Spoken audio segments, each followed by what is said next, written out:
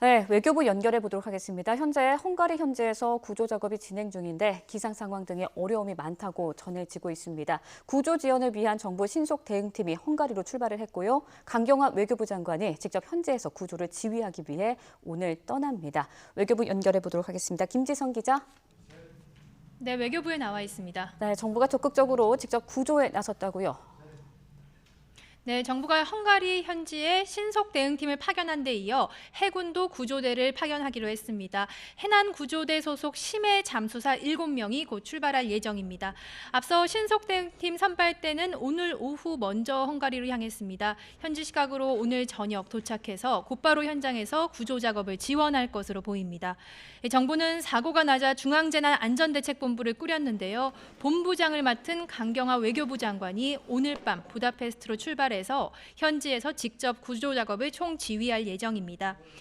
강 장관은 오늘 오후 헝가리 대사관과 화상회의를 열고 최근 해외에서 일어난 우리 국민 피해 사건 사고로는 유례없는 큰 규모라며 심각성을 인식해 대응해달라고 당부했습니다. 강 장관의 말을 직접 들어보시겠습니다.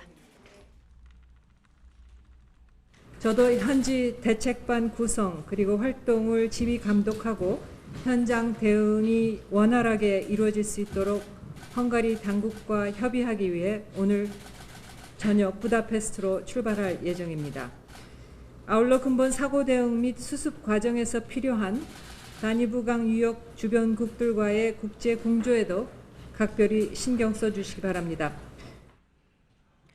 최규식 주 헝가리 대사는 헝가리 정부가 오늘 중으로 사고 선박을 인양할 계획이라고 밝혔는데요. 이와 관련해서 외교부 당국자는 정부는 인양을 원하지만 기술 난도도 높고 복잡해서 헝가리 측과 최대한 협의를 해야 할 것 같다는 신중한 입장을 보이기도 했습니다.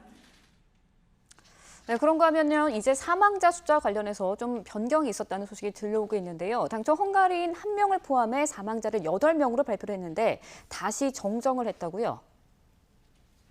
네, 그렇습니다. 먼저 우리 국민 사망자는 7명입니다. 앞서 외교부는 헝가리 사망자 1명이 추가로 확인돼서 이번 사고로 모두 8명이 목숨을 잃었다고 밝혔는데 다시 이 사망이 확인되지 않았다고 정정했습니다. 유람선에 타고 있던 헝가리인 승무원 2명은 여전히 실종 상태라는 겁니다. 외교부 당국자는 헝가리 정부의 신속한 구조 작업을 독려하고 있지만 현지 기상 상황이 안 좋아서 구조에 어려움을 겪고 있다고 전했습니다. 이 때문에 당초 발표했던 구조자 7명 외에 추가로 구조 소식이 안타깝게 들려오지 않고 있다고 밝혔습니다. 구조된 7명은 병원 3곳에서 치료를 받고 있었는데 이 3명은 이미 퇴원을 했고 1명도 곧 퇴원할 예정이라고 전했습니다. 일부는 저체온증으로 어려움이 있었지만 지금은 회복 중이라며 이들 모두 한국에 있는 가족들과 연락이 닿았다고 설명했습니다.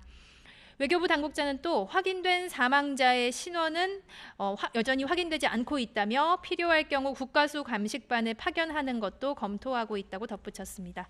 지금까지 외교부에서 YTN 김지선입니다.